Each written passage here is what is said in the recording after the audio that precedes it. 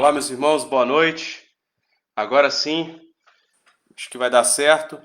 Estamos aqui então mais uma noite para formação católica. Então, esse vídeo faz parte do seminário de formação católica, ok? E hoje o tema é Maria, Mãe da Igreja, ok, meus irmãos? Nós estamos então no meu Instagram, Alegeroa, e no Evangelizar Nossa Missão, a página do Facebook. Sejam todos bem-vindos. E hoje a igreja festeja essa festa, né? Maria, Mãe da Igreja, definida aí pelo Papa Francisco, mas é uma crença desde o início da igreja, ok? Nossa Senhora não é mãe só de nosso Senhor Jesus Cristo. Nossa Senhora é mãe de cada um de nós. Isso é uma verdade de fé, isso é uma verdade bíblica, é uma verdade da doutrina da nossa igreja. Ok, meus irmãos? Então, vamos começar o seguinte. Os santos nos ensinam que Nossa Senhora é também a nossa mãe, é mãe da igreja, é mãe de todos aqueles que seguem os ensinamentos de Jesus. Nos ensinam que Jesus nos entregou ela na cruz. É isso que os santos nos passam, né? De forma mística. Na hora que Jesus entrega a João, né? Eis aí tua mãe, e ao João e a Nossa Senhora, eis aí teu filho. Então ali naquele momento em que Jesus entrega a São João, Nossa Senhora, ele entrega, e Nossa Senhora São João e São João Nossa Senhora, ele entrega de forma mística a Virgem Maria a todos nós cristãos, ok? Então, os discípulos de Cristo, então, agora são filhos dela. São João representa ali todos nós cristãos, né? Conforme um dos últimos desejos de Jesus na cruz. É um dos últimos desejos. Ela acompanha São João e acompanha todos os outros discípulos durante Pentecostes, o início da igreja, até o momento da dormição dela e a assunção dela aos céus. Então, meus irmãos, é isso que ensina a igreja. Sempre ensinou, desde o início, né, dos tempos, a igreja sempre ensinou isso aí. Vamos ver então um pouco na Sagrada Escritura e um pouco na tradição, se isso é verdade, ó, da onde veio isso, e a gente vai compreender a profundidade, a profundeza, a grandiosidade que é esse dogma, né? Eu chamaria dogma já essa grande fé de Nossa Senhora, mãe de todos nós, mãe espiritual.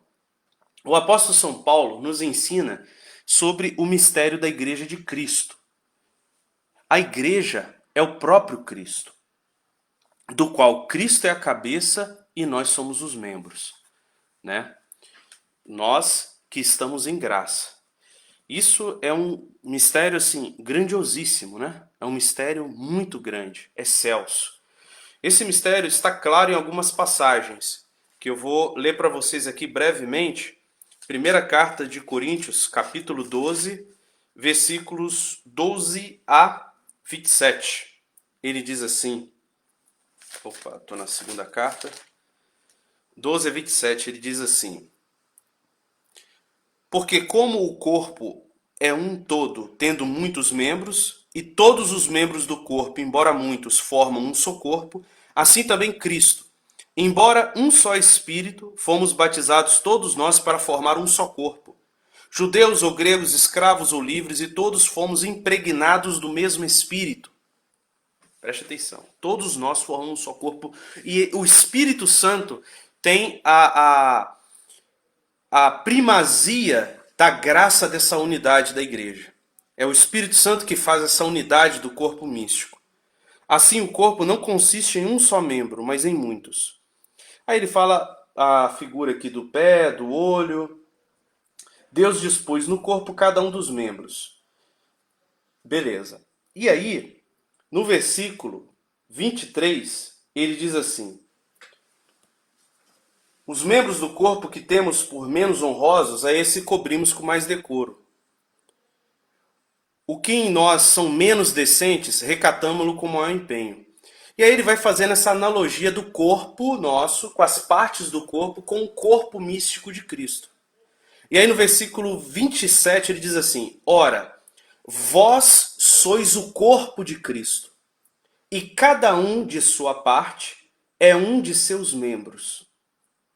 Preste atenção porque esse mistério aqui é importantíssimo para você compreender todo o contexto do que a gente vai entrar, porque Maria é mãe da igreja. Na igreja, Deus constituiu primeiramente os apóstolos, em segundo lugar os profetas, em terceiro lugar os doutores, depois os que têm dom de milagres, dom de cura, de socorrer, de governar, de falar em línguas. São todos apóstolos, são todos profetas, são todos doutores, fazem todos milagres. Quer dizer, e aí ele vai falando dessa diversidade, que cada um é diferente, ninguém é igual a ninguém. E cada um assume o seu dom, a sua capacidade, aquilo que você pode ajudar no corpo da igreja, como leigo, como casado, como pai, como mãe, como filho.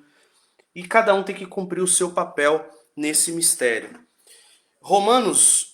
Na carta de Romanos, capítulo 12, versículos de 4 a 5, São Paulo diz assim: pois como em um só corpo temos muitos membros e cada um de nossos membros tem diferente função, assim nós, embora sejamos muitos, formamos um só corpo em Cristo. E cada um de nós é membro um do outro. Então, meus irmãos, e Colossenses 1,18 fecha, né, passa a régua, fecha dada a profundidade de que ele diz aqui, ó. Ele é a cabeça do corpo da igreja. Ele é o primogênito, o primogênito dentre os mortos. E por isso tem o primeiro lugar em todas as coisas. Então, assim, eu quis dizer isso tudo, por quê?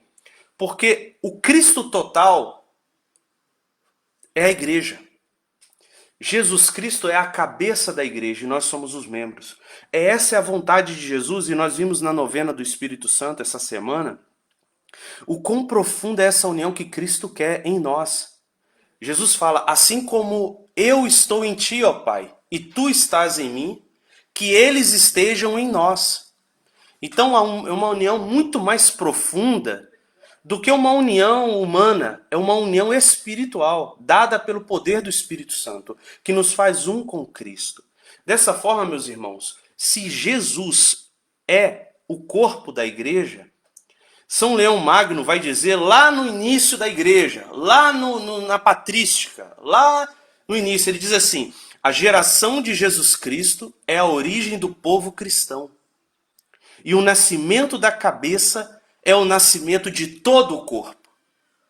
Então quer dizer que a igreja nasceu ali no Natal, ali na gruta de Belém. Quando nasce a cabeça, nasce o corpo inteiro. Nasce o corpo místico da igreja. Vários santos reafirmam a maternidade de Nossa Senhora a todo o corpo místico. A todos nós, não só a cabeça. Santo Agostinho diz, Santo Agostinho, um dos maiores teólogos da história da igreja, lá do ano 300 e pouco, Nossa Senhora é mãe natural da cabeça e mãe espiritual dos membros. Então você vê, meus irmãos, que não é algo agora inventado pelo Papa Francisco, não. É que todos os santos falaram sobre isso. Todos os santos tiveram essa devoção à Virgem Santíssima. E aí um santo vai dizer isso, né? Uma mãe pode dar à luz somente a cabeça? Por acaso existe uma mãe? Ela deixa de ser mãe. Mas ela dá à luz a todo o corpo. Então Nossa Senhora deu à luz a igreja. Ela esteve presente nos principais momentos da vida do seu filho. Toda a infância, depois acompanhou Jesus em muitas missões, e no alto da cruz ela estava ali de pé, junto com São João, o único discípulo que não correu. São João representa a fidelidade dos cristãos, a fidelidade do servo de Deus, que não se rende a nada para ser fiel à verdade. Então, meus irmãos, Nossa Senhora acompanhou Cristo até o fim. Depois, no túmulo, depois da ressurreição, Jesus apareceu para os apóstolos, para Nossa Senhora, e depois ele subiu aos céus. E aí Nossa Senhora continuou com os apóstolos, ficou no cenáculo. Em Pentecostes nós vemos a Virgem Maria ali, relatado pelo Atos dos Apóstolos. até o fim da vida dela, na dormição e a ressurreição. Então, meus irmãos, Nossa Senhora deu à luz a igreja também. Nossa Senhora, assim como deu à luz a Jesus, deu à luz ao corpo inteiro místico. Essa é a vontade do Senhor. Essa é a vontade de Deus. Não é vontade do homem. Há um outro fato que o Evangelho de Mateus marca, capítulo 12, e que os protestantes usam muito para atacar Nossa Senhora, mas é justamente o contrário, o significado bíblico, né? Mateus 12, versículo 46 a 50. Jesus falava ainda à multidão quando veio sua mãe e seus irmãos e esperava do lado de fora a ocasião de lhe falar. Disse-lhe alguém: tua mãe e teus irmãos estão aí fora e querem falar-te. Jesus respondeu-lhe: quem é minha mãe e quem são meus irmãos? E apontando a mão para os seus discípulos, acrescentou: eis aqui minha mãe e meus irmãos. Todo aquele que faz a vontade de meu Pai que está nos céus, esse é meu irmão, minha irmã e minha mãe. Então, muitos protestantes usam de forma bruta esse texto para dizer que Jesus estava como que descartando a família dele. É preciso entender o contexto aqui. Muito pelo contrário, Jesus não está descartando a família. Muito ao contrário. Será que é difícil enxergar isso que ele diz? Todo aquele que faz a vontade do meu Pai é da minha família. Ao contrário, ele elevou a família dele. Porque para o judeu era muito importante o sangue, o nome, a descendência. Então, o judeu nesse momento aqui, para ele é importantíssimo. Nossa, imagina, quem dera ser, né? Aquela mulher fala, benditos seios que te amamentaram. Quer dizer, a importância da família, a importância da família de Jesus. E aí Jesus fala, quem é minha família? São todos aqueles que fazem a vontade do meu Pai. Essa é minha família. Então Jesus, muito pelo contrário de desfazer da família, ele é o Senhor, ele é o primeiro que tem que dar o exemplo de cumprir os mandamentos que ele mesmo pediu, honrar pai e mãe. E se Jesus ama os inimigos, né? Quanto mais a sua mãe. Então, meus irmãos, aqui nós vemos claramente que Jesus nos quer fazendo parte da família dele. Nos quer também tendo Nossa Senhora como mãe. Sendo irmão de Jesus. E o mais incrível na passagem, que deixa para nós isso claríssimo, e hoje é o centro aqui do nosso comentário, é o Apocalipse 12. Fala de forma claríssima sobre a maternidade divina a cada um de nós. Acho que o protestante pula esses versículos aqui, não é possível. Apocalipse 12. Vamos ler aqui de uma forma meio cética, até para poder interpretar isso aqui. São João tem uma visão, uma grandiosa visão. Ele diz assim, apareceu em seguida um grande sinal no céu. Olha só, um grande sinal no céu. Uma mulher revestida de sol, uma mulher revestida do sol. O sol é o símbolo de Cristo. Revestida do sol, a lua debaixo dos seus pés e na cabeça uma coroa de 12 estrelas. Uma mulher com coroa é o quê? Rainha. Você concorda comigo? Vamos lá, vamos interpretando. Estava grávida. Opa, vamos investigar quem é essa mulher. Estava grávida e gritava de dores, sentindo as angústias de dar à luz. Depois apareceu outro sinal no céu, um grande dragão vermelho com 7 cabeças e 10 chifres e na cabeça 7 coroas. Esse dragão deteve-se diante da mulher que estava para dar à luz, a fim de que quando ela desse à luz ele devorasse o filho. Quem é essa mulher? Versículo 5. Ela deu à luz um filho, um menino, aquele que deve reger todas as nações pagãs com cetro de ferro. Quem é esse menino que deve reger todas as nações? É o Messias, é Jesus. Ora, se é Jesus, quem é essa mulher que dá à luz a esse menino? Nossa Senhora. Alguns interpretam simbologia da igreja e tal, pode em alguns aspectos, né, ter uma simbologia mística, sim. Só que de fato, né, se a gente pegar aqui ao pé da letra, ora, não é a igreja que dá à luz Jesus. É Jesus que dá à luz a igreja. Não é o contrário. Então, quem é essa mulher que dá à luz a Jesus? É a mãe dele. Mas aí, seu filho foi arrebatado para junto de Deus e do seu trono. Quer dizer, a ascensão de Jesus ao céu. A mulher fugiu então para o deserto, onde Deus lhe tinha preparado um retiro, e tal. Houve uma batalha no céu, Miguel e seus anjos travaram. E aí todo um simbolismo sobre esse dragão, que ele deixa claro aqui no versículo 9, que o dragão é a primitiva serpente, chamado demônio e Satanás, o sedutor do mundo inteiro. Ele foi precipitado na terra e com ele os seus anjos. E aí continua a história, versículo 12. O anjo grita: por isso alegrai-vos, ó céu, e todos que aí habitais, mas ó terra e mar, cuidado, porque o demônio desceu para vós cheio de grande ira, sabendo que pouco tempo lhe resta. O dragão, vendo que fora precipitado na terra, perseguiu a mulher que dera à luz o menino. Olha lá, ele continua perseguindo a mulher. Ele continua perseguindo a mulher através dos séculos. Mas à mulher foram dadas 2 asas de grande águia a fim de voar para o deserto, para o lugar do seu retiro, onde é alimentada por 1 tempo, 2 tempos e a metade de 1 tempo, fora do alcance da cabeça da serpente. Então Nossa Senhora foi assunta ao céu, né? Nossa Senhora está junto de Deus e do seu trono. Mas o texto diz assim que a serpente vomitou contra a mulher um rio de água para fazê-la submergir. Quer dizer, desaparecer a imagem dessa mulher. Esse dragão que vomita sobre Nossa Senhora representa todos os ataques nos séculos. Padre, sua bênção. O ataque nos séculos contra a Virgem Maria. E é isso que o demônio tentou fazer. E isso está claríssimo na história da igreja. Você vê vários fatos relatados sobre isso. Quantos exorcistas têm documentado o quanto que o demônio odeia a Virgem Maria. Odeia a Virgem Maria.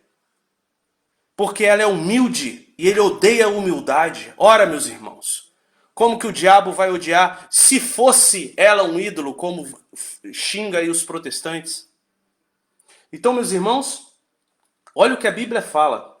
Apocalipse 12, versículo 15. A serpente vomitou contra a mulher um rio de água para fazê-la submergir. A terra, porém, acudiu a mulher, abrindo a boca para engolir o rio que o dragão vomitara. Este, então, o diabo, se irritou contra a mulher e foi fazer guerra ao resto de sua descendência, de seus filhos. Ora, que descendência é essa? Que filhos são esses de Nossa Senhora? Será lá os irmãos de Jesus? Será? A Bíblia é clara. Os que guardam os mandamentos de Deus e têm o testemunho de Jesus. Está aqui, ó. Apocalipse 12, versículos 17. Protestante não gosta de fundamentalismo? Não gosta de pegar o versículo? Então, o protestantezinho, explica isso aqui. Essa mulher que deu à luz a Jesus, essa mulher que o dragão, o diabo, ataca de todas as formas. E que agora o dragão, vendo que não pode atacar ela, vai atacar os filhos dela, que são os que têm o testemunho de Jesus e guardam os mandamentos de Deus. Está aqui, ó, na Sagrada Escritura. Então, meus irmãos, não há dúvidas. Negar isso é ir contra a palavra de Deus. Nós temos uma mãe celestial. Nós temos uma mãe mística.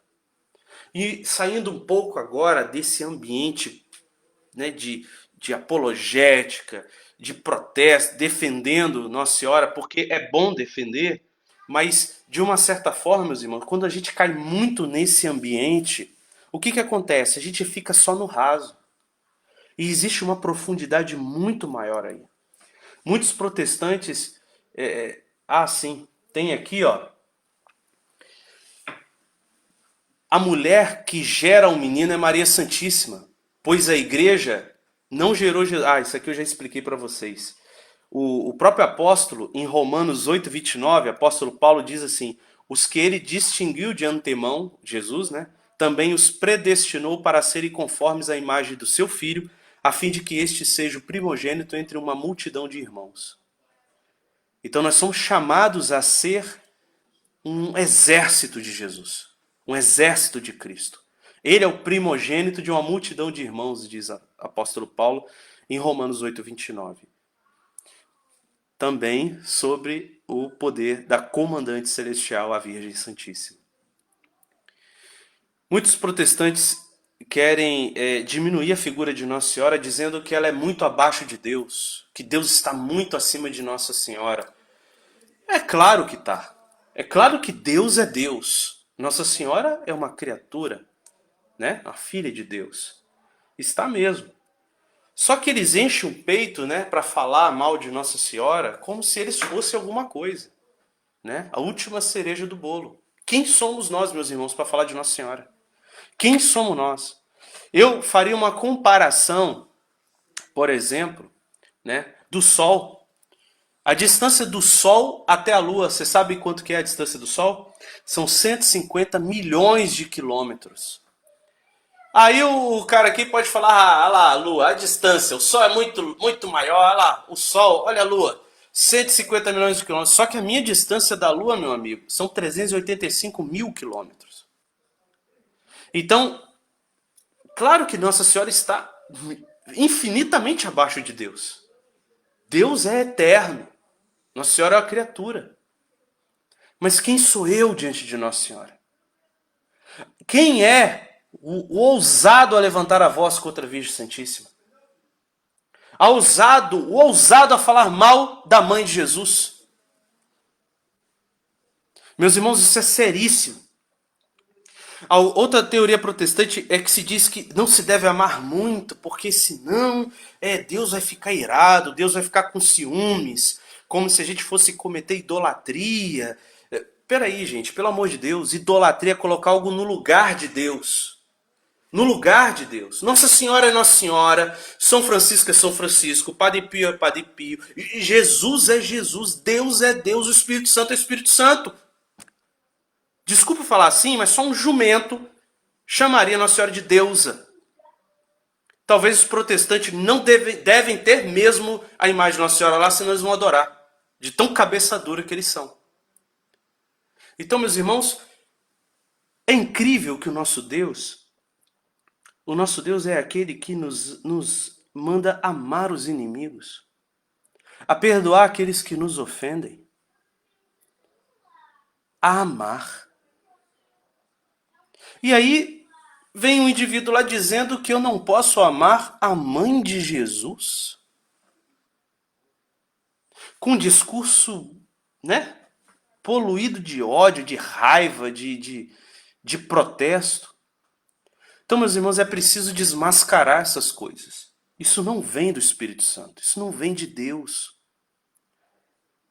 E eles falam como se fossem os todos ungidos, né, os grandes ungidos. E não é assim que funciona. Nossa Senhora é tua mãe, é a minha mãe. É a nossa mãe espiritual, meus irmãos. É a nossa mãe dada por Jesus. Você sabe o que significa? Que Ele, que te ama eternamente, te deu uma mãe que olha por você lá do céu, que conhece as suas dificuldades, as suas dores. Você, mulher, conhece as suas dores. Você, homem, também. Deus fala na Bíblia, pode uma mãe esquecer-se do teu filho, mas ainda que esqueceria, eu não te esquecerei. Estás gravado na palma da minha mão. Pois é, todos que possa ter uma mãe que te esqueceu, saiba que Nossa Senhora não esqueceu de você. Não esquece de você. Você foi dado a ela. Quando você entra na família de Jesus, quando você busca o Senhor, Ele te acolhe com uma família do céu. Como diz aquela música, né? O céu inteiro está rezando por ti. Se for preciso, nós estamos aqui. Nós entramos no mistério do corpo místico. E a partir desse momento, nós temos uma família. Nós temos uma mãe. Nós temos um Deus maravilhoso, um céu cheio de anjos, nós temos os santos a interceder por nós. Isso é amor, meus irmãos. Isso é unidade. Isso é o carinho de Deus por nós, que nos dá na Eucaristia a possibilidade de recebê-lo, que nos dá a confissão, a oportunidade de humildade, de se arrepender e ser perdoado e sentir essa libertação. Isso é maravilhoso, meus irmãos. Isso é uma riqueza extraordinária. Extraordinária. E a gente precisa pregar isso com muito amor. Todas essas riquezas que Deus deu para nós, na sua santa igreja. Então, meus irmãos, abramos os olhos para enxergar aquilo que vem de Deus e aquilo que não vem de Deus. Não tenha medo da luz, não tenha medo de Nossa Senhora. Senta na tua cama e conversa com ela. O Espírito Santo, do mesmo modo que nos gerou a igreja, gerou a cada um de nós em Jesus, no seio da Virgem Maria, o Espírito Santo leva a ela as nossas orações. Ela, como mãe, ela cumpre a missão dela. São Paulo vai dizer na Sagrada Escritura que os dons e o chamado de Deus são irrevogáveis. Ela é mãe de Jesus, aqui e na eternidade. Porque os dons e o chamado de Deus são irrevogáveis. Até o diabo, quando era anjo de luz, que foi designado a este mundo, príncipe deste mundo, Deus não revogou o chamado dele, mesmo quando ele se revoltou. Preste atenção nisso, porque os dons e o chamado de Deus são irrevogáveis. O dom e o chamado de Nossa Senhora é ser tua mãe, é ser minha mãe. Isso é sério.